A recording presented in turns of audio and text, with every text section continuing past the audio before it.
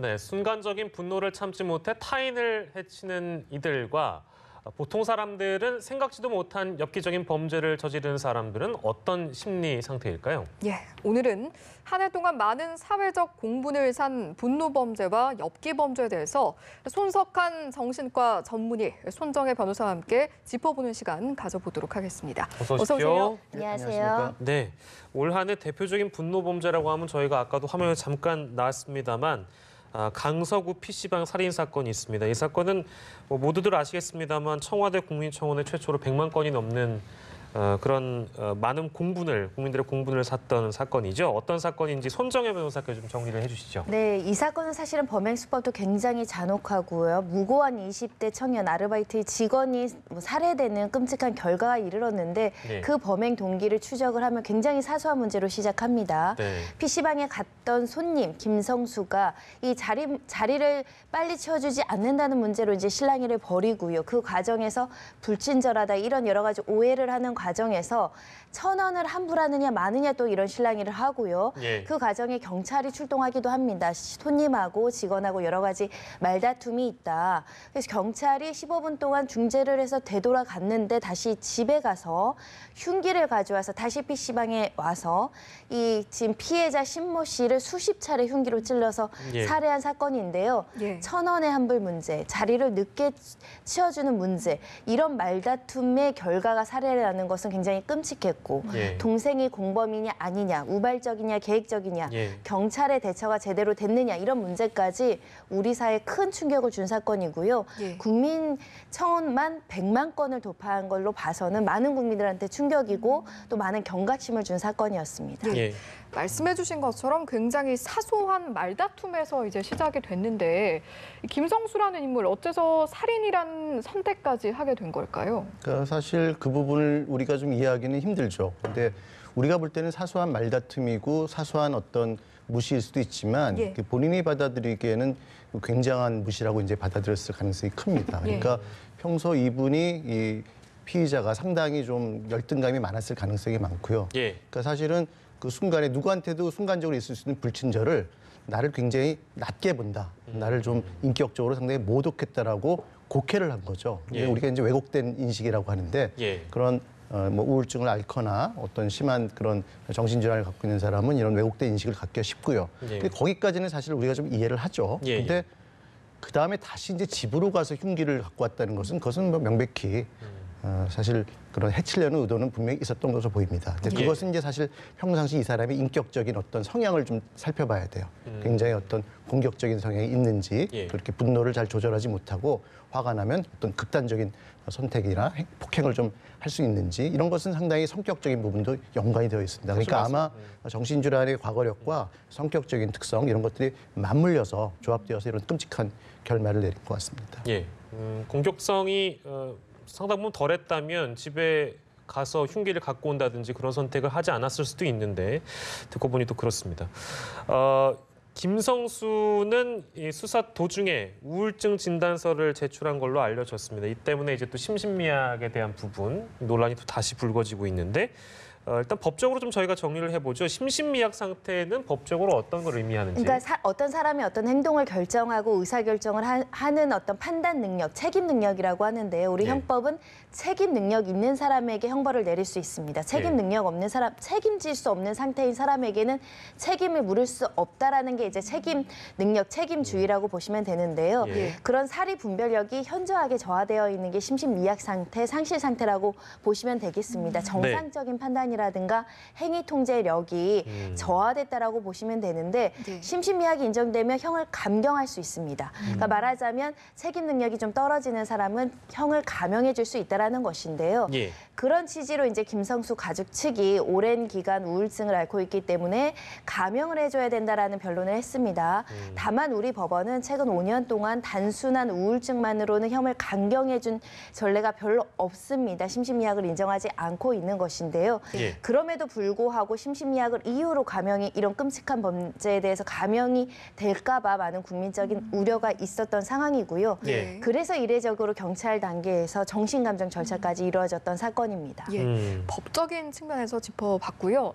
궁금한 게 정신의학적인 측면에서 심신미약을 가리키는 상태는 좀 다른가요? 어떤가요? 그렇습니다. 이게 정신의학적인 측면에서의 심신미약 상태는 결국 그 정신질환이 얼마나 중한가, 그리고 그 당시 행위를 했을 때 정신과적 증상과 연관성이 직접적으로 있느냐 없느냐를 따져봐야 됩니다. 예. 예컨대 이제 우울증이 아주 심한 상태에서 예. 집에 누워만 있는데 너는 왜 이렇게 뭐 집에만 누워 있느냐 이렇게 야단치는 부모님한테 예. 순간적으로 나는 내 미래를 너무 비관적으로 보는데 그렇게 이제 긍정적으로 해석하는 게 도저히 말이 안 된다고 생각해서 대들거나 예. 거기서 폭력이 오가면 그거는 좀 연관이 좀 있을 수가 있습니다. 그리고 혹은 환각 상태, 예. 환청이나 망상 이런 상태에 빠져서 예. 뭔가 지시하는 내용의 어떤 그런 어떤 범죄가 이루어진다면 그것도 또 심신미약 상태로 볼 수가 있고요. 혹은 지능이 매우 낮아서 예. 정말 정말 우리가 지적장애라고 그러죠. 한 4-5살 정도의 수준의 어떤 지능 상태에서 뭔가 먹고 싶어서, 뭐 갖고 싶어서 물건을 훔쳤다. 이런 걸 우리가 심신미약 상태로 이해할 수가 있는데 예. 그것이 이제 정신질환 전체를 심신미약 상태로 보는 것은 분명히 아니거든요. 예. 그러니까 그 당시 이 김성수 씨가 과연 정신과적 증상이 팽배해 있는 상태에서 그 행동을 저지르느냐 아니냐 이게 이제 굉장히 중요한 포인트고요. 예. 그리고 이제 일반인들은 잘 모르죠. 사실은 정신질환을 포괄적으로 생각하니까 예. 심신미약을 생각하는데 정신질환 중에서 심신미약 상태에 있는 사람은 사실은 굉장히 일부분입니다. 현재 치료를 잘 받고 있고 증상 조절이 잘 되는 사람은 예. 별로 그렇지 않아요. 그러니까 어. 치료를 잘 안 받고 증상이 매우 악화되어 있거나 뭐 조현병이라든지 지적장애라든지 뭐 자폐성 장애라든지 조금 예. 중증 질환에서 예. 그런 심신미약 상태가 많이 동반된다고 이해할 수가 있습니다. 그러니까 이제 저희가 뭐 이제 여쭤본 것은 정신의학적인 관점에서 또 그렇다 한다고 말씀하시니 재판에서도 뭐 이제 이런 부분들을 이제 전문가한테 의뢰해서 그 내용을 충분히 좀 들어보잖아요. 그렇기 때문에 그 심신미약이라는 것이 굉장히 일부분이라고 하신다면 정신질환자 중에 그만큼 우울증 진단서라고 해서 이것을 바로 심신미약으로 연결시킬 수는 없다라고 저희가 좀 정리를 해보고 다른 사건이 있습니다. 저희도 아까 영상을 잠시 보여드렸는데 엽총 난사 사건으로 저희가 얘기를 좀 돌아가 보면은요, 범인이 이 죄의식을 느끼지 못했다라고 하는데 이런 경우에는 반사회적 인격 장애라고 우리가 볼 수 있는 건지 이것도 한번 짚어봐 주세요. 네, 충분히 가능성이 있죠. 우리가 반사회적 인격 장애라고 할 때 그 사람의 어떤 핵심적인 특징은 되게 양심, 도덕성 이런 것들이 결여되어 있는 것이거든요. 예. 그러니까 미안함, 죄책감을 잘 못 느껴요. 그러니까 나로 인해서 많은 사람들이 상처를 입었는데 예. 그 사람에 대한 미안함, 후회는 별로 없고 왜 그때 거기에 있었느냐는 식의 어떤 항변을 합니다. 뭐 값비싼 물건을 훔쳐도 왜 그때 값비싼 물건을 내 눈앞에 보였느냐는 식의 항변을 하는 경우가 많아요. 그러니까 어떻게 보면 상당히 자기중심적이고 매우 이기적인 다른 사람에 대한 어떤 고통이나 그런 네. 어떤 어려움을 공감할 수 있는 능력이 굉장히 떨어진 그런 상태를 우리가 이제 반사회성 인격장애라고 볼 수가 있습니다. 알겠습니다. 그 오는 1월에 이 범인에 대한 국민참여 재판이 열린다고 하거든요. 어떤 부분들이 쟁점이 될까요? 네, 봉화 엽촌 살인 사건 같은 경우는 70대 기농인이 면사무소 직원 2명을 살해하고요. 또 다른 사람을 살인하려고 총을 쐈는데 살인 미수에 그쳤고 또 다른 사람을 죽이려고 살인 예비를 한 혐의에 대해서 지금 재판이 이루어지고 있는 것인데 준비길에 공판 준비길에 본인의 어떤 범행은 모두 다 자백을 했습니다. 이제 남아 있는 것은 양형에 대한 심리입니다. 형을 어떻게 내릴지, 사형을 내릴지, 무기징역을 내릴지, 뭐 10년형을 내릴지 20년형을 내릴지 이 양형에 대한 심리가 집중적으로 이루어질 것으로 보이는데 현재 검찰 측에서는 유가족 증인 2명과 이웃 주민들을 증인으로 신청한 상태입니다. 이 양형을 결정하는 데 가장 중요한 건 범행 동기인데요. 이 사람이 주장하는 것은 준비기일에 나는 애국자다라는 취지로 자신의 범행을 정당화하고 합리화하는 주장도 하고 있습니다.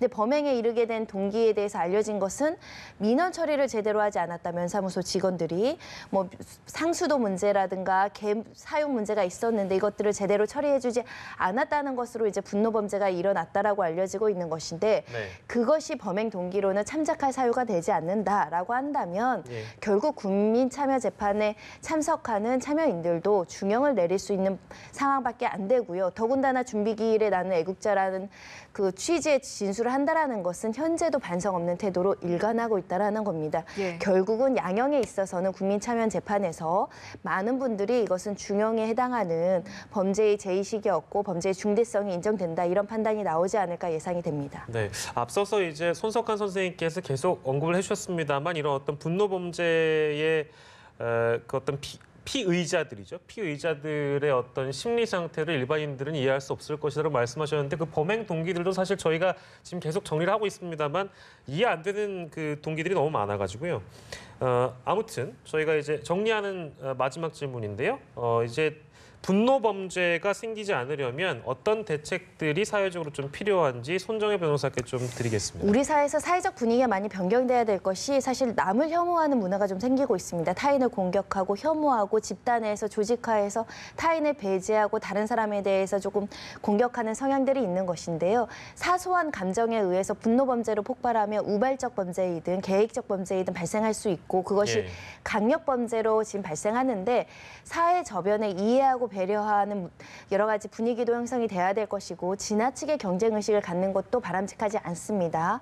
그리고 중요한 것은 초기에 범죄가 발생했을 때 강력하게 범죄를 처벌해서 교화하는 것도 굉장히 필요해 보입니다. 보통은 네. 살인 범죄 전에 폭력적인 성향으로 다른 사람한테 폭력을 행사하는 경우들이 있거든요. 예. 일각에선 동물학대를 하는 사람이 살인문을 범죄를 저지르는 경우 이 단계별로 적절한 교화가 돼야 된다라는 측면도 있을 것이고요. 예. 특히 이 분노 범죄에 있어서는 스스로 내가 심리적인 문제가 있다라고 생각하시면 우리 전문의 선생님이 계시지만 전문가를 찾아가셔야 됩니다.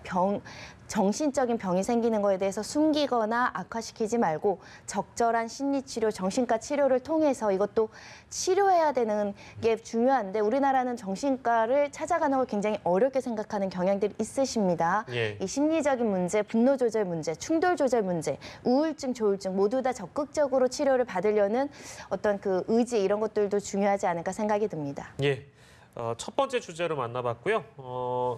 두 번째 주제로 저희는 넘어가도록 하겠습니다. 주제 영상 함께 보시고 돌아오겠습니다.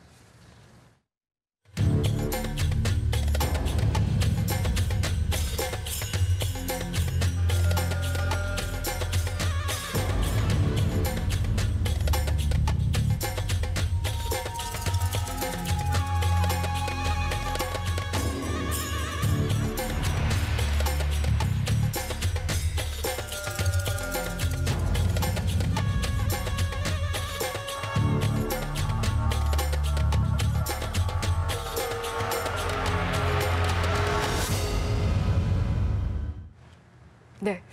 올해는 저희가 앞에서 다뤄봤던 분노 범죄 못지않게 사실 갖가지 갑질 행각으로 인해서 우리 사회를 충격에 빠뜨리는 일들이 있었는데 저희가 첫 번째로 살펴볼 양진호 회장 사건 같은 경우에 이 갑질 이외에도 워낙 여러 가지 혐의가 얽혀 있어서요. 한번 짚어보고 넘어가도록 하죠. 심지어는 이 갑질을 넘어서 범죄인데 엽기적인 범죄로 우리를 충격에 빠뜨렸습니다. 처음에 이 사건이 알려진 것은 직원이 맞는 동영상이 이제 공개가 됐는데 이 동영상을 내부 고발자가 찍은 것이 아니라 본인이 스스로 기념품처럼 전리품처럼 보관하기 위한 목적으로 찍었다는 사실 그리고 다른 사람이 맡고 있는데 회사 내부 직원들이 그거에 대해서 말리거나 어떤 여러 가지 동요하는 모습이 없다는 점에서도 많은 사람들이 충격적이었는데요. 예. 그것뿐만이 아니라 모 교수를 폭행했는데 굉장히 엽기적인 방식으로 폭행을 했다. 예. 카르텔, 그 어떤 여러 가지 그 웹하드나 이런 카르텔 문제, 성폭력 위반 문제, 불법 촬영 문제, 몰래카메라 문제까지 발생을 하는 상황이고요. 나아가서는 강간, 마약 범죄까지 나오고 있고 횡령 혐의까지 나오고 있고요.